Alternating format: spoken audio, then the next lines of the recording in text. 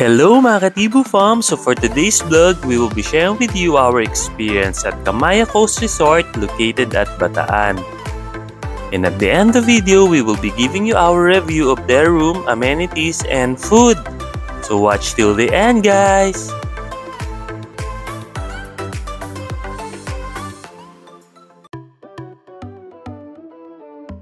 This resort is located at Bagak, Bataan, just 2 hours away lang guys if you're taking their ferry. Pag magbabas naman kayo guys, 4 to 5 hours away lang siya from Metro Manila.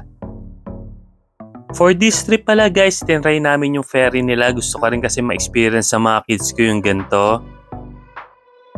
Guys, yung kanyang ferry terminal pala is located just beside the CCP complex. Ang okay dito guys kasi may bilihan ng food. Siyempre, kagigising nyo lang at sure na hindi pa kayo nag-breakfast kaya yan, meron silang bilihan ng pagkain dito. Guys, yung parking rate pala dito is 40 pesos for 2 hours and 10 pesos per additional hour. Guys, tip pala, medyo mahigpit siya sa pagdadala ng food. Meron kasi kami nakasabay guys, may mga dala siyang chicharon. Ayun, nakuha yung chicharon niya, hindi raw talaga pwede magdala ng food sa Kamaya Coast. Chine-check kasi guys yung mga bag nyo bago kayo makapasok sa ferry na to. Ayan, boarding time na kami. Kakatuwa lang kasi sobrang na-excite yung dalawang chikiting ko. First time lang kasi na makakasakay ng ganito kalaking barko. Guys, naalala ko tuloy kasi before nung bata pa ako, lagi kami pumupunta ng Aklan at sumasakay kami ng barko papunta doon. One day yung trip doon guys pero na-enjoy ko yung mga biyahe namin sa barko. Kaya yan, papatry ko rin syempre sa mga chikiting ko yung gantong experience.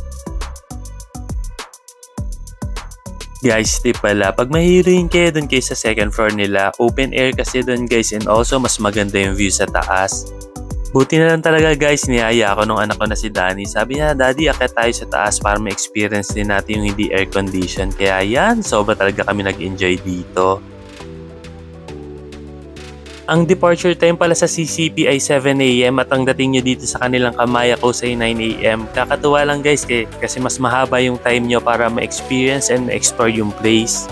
I think inagahan talaga nila guys para sa mga magde-day tour. Meron din kasi silang available day tour guys eh. May nakita ako 799 or 599 promo for day tour guys during weekdays. Kasi for weekend like this guys, sobrang mahal ng fare nila. 650 per way yung bayad dito sa ferry na to pa lang. Guys, pagbaba nyo ng boat pala may mga option kayo. Pwede kayo sumakay ng shuttle para dalhin kayo dun sa hotel nyo or pwede rin lakarin nyo na lang. Kami guys, nilakad na lang namin para ma-explore muna namin yung place. Guys, kakatuwa itong makita si Vivi Danny ko nagpo-post na. Sobrang ganda kasi talaga ng view dito. Si Achi Daphne niya nga pala kaya hindi ko mabidyoan, medyo nagbubugnot na. Naiinitan kasi guys eh, hindi kasi talaga sanay ito maglakad ng ganito kahaba. Guys, yung hotel pala is located dun pa sa taas ng bundok kaya yan, sumakay na lang kami ng bus ferry. Nandito rin located guys yung kanilang aqua fan. Guys, upon check-in, bibigyan nila kayo ng privilege card kung saan pwede nyo ito gamitin to have a 10% discount sa mga food and beverages nila dito sa kanilang resort. Guys, inside the resort, meron din sila pinaparentahan na golf cart. 300 daw to per hour and 2,000 per day. Pero kami guys, hindi na namin in-avail yan. Ayan, ready na yung family ko. Magsiswim na kami. Sobrang excited na naman sigurado ng dalawang chikiting ko. Kakatawa dito guys eh, kahit sobrang aga pa nito, around 10 AM, pwede mo na i-maximize yung time mo and pwede ka nang mag-swim with your family and friends. Guys, sobra talaga ako napawaw dito sa kanilang aqua fan. Sobra talaga nag-enjoy yung mga kids ko dito sa mga slide nila. Ang kakatuwa pa dito guys, sobrang safe yung mga kids nyo dito. Lahat ng area nila dito guys padded and even yung stairs na yan guys padded yan. Kaya sure na safe yung mga kids nyo kahit hayaan sila mag-slide mag-isa. To tell you honestly guys, napagod na ako kakakit dyan. Kaya later si Danny na lang hinayaan ko umakit baba dyan. Ako naman as a parent, confident ako na safe sila kasi talaga guys, padded siya, hindi madulas kahit magtatakbo yung mga anak nyo dito. Guys, ang dami palang mga slide dito na pwede nyo pagpilian. Meron silang mga thrilling slide and also marami silang slides for kids. Ako guys, sobrang enjoy ko yung mga thrilling slides nila. Later, papakita ka sa inyo, itatry ko yan lahat. Guys, yung slide na itatry ko ngayon, sobrang na-excite ako kasi unang na-try ko to sa Splash Island pa nung bata pa ako. Dati takot na takot ako dito pero ngayon, ayan, nakita nyo naman ang tapang-tapang ko na. Ito rin pala guys yung pinaka-favorite ko na slide yung tinry namin ng wife ko. Gusto ko rin sana masubukan ng baby Daphne ko to kaso hindi pa raw siya pwede dito. Now, itutour naman kayo ng baby Daphne ko sa room. Hi guys, today we are at Pamaya Coast. Okay, I'll show you the room tour.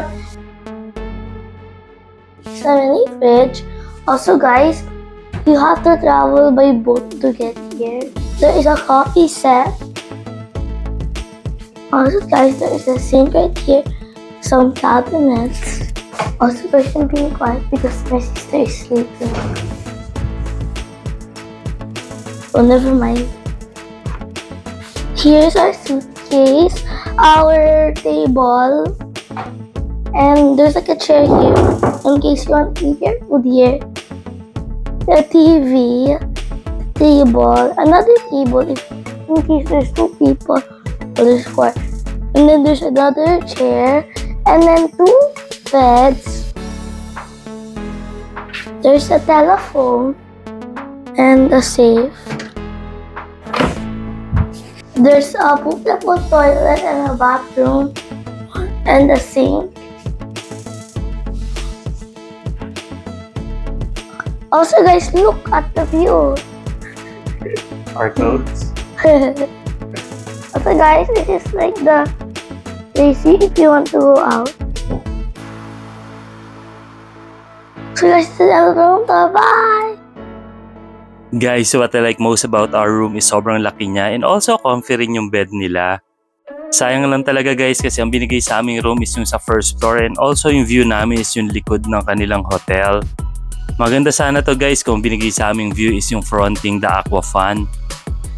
After namin magpahinga saglit sa aming room, ayan, nagaya na yung mga chikitim ko, gutom na raw sila kaya pinuntahan muna namin tong D-Mall. Chinek namin guys yung menu dito yung mga restaurant kaso yung mga chikiting ko guys wala sila nagustuhan. Kaya sabi ko sa mga chikiting ko puntahan natin yung mga restaurant sa tabi ng beach. Guys, ang dami palang restaurant dito. Meron silang Pancake House, Figaro and also meron ding Yellow Cab.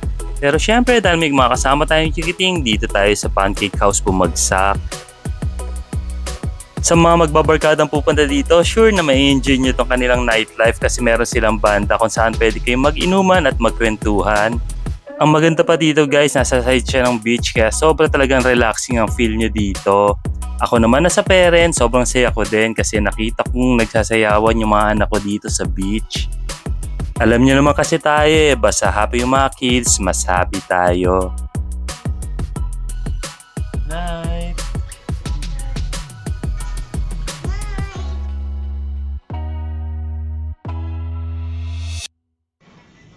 Morning!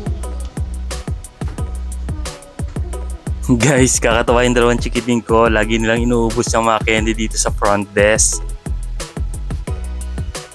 Guys, meron din pala mga bilihan dito ng mga pan-swimming kung nakalimutan nyo magdala. Guys, wala palang free breakfast sa kanilang hotel kaya yan, kumain na lang uli kami dito sa Pancake House. Sana next time may isipan ng management na i-add na rin yun dun sa inclusions ng hotel nila. Medyo pricey din kasi yung binayad namin dito. Guys, hindi ko pa pala nasabi maraming free amenities dito na pwede nyo itry like kayak, volleyball, bikes, and inflatables. Pero guys, kailangan kayo magpa-reserve dyan ha. Meron dyang kubo dito sa may beach area, dun kayo magpapa-reserve.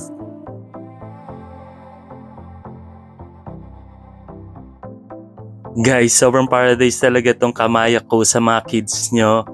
Nakakatawa lang guys kasi naisip pa nilang maglagay ng castle dito sa may beach area. Kaya yan, sobrang tuwan-tuwa yung dalawang chikiting ko.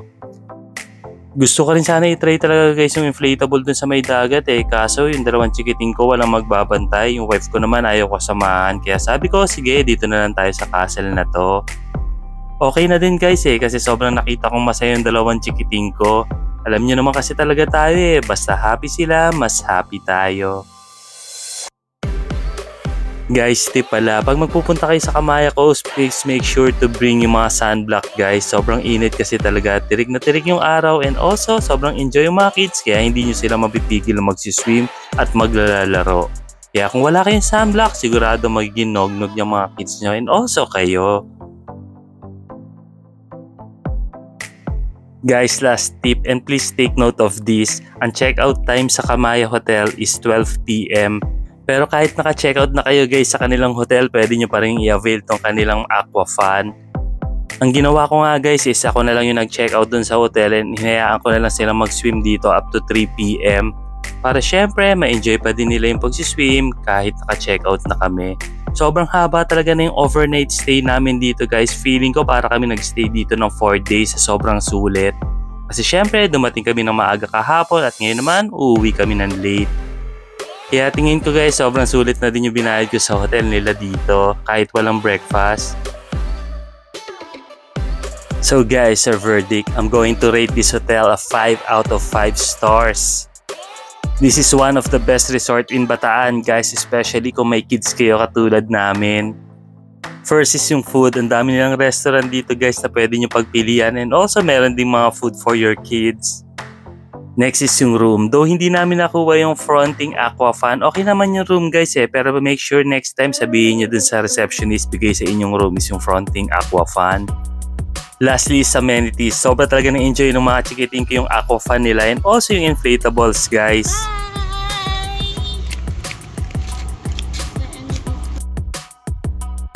So guys, if you're planning to have a staycation at Bataan, better check out Kamaya Coast Resort. Highly recommended ko to guys. I hope you enjoy the video guys. See you on our next vlog. Bye!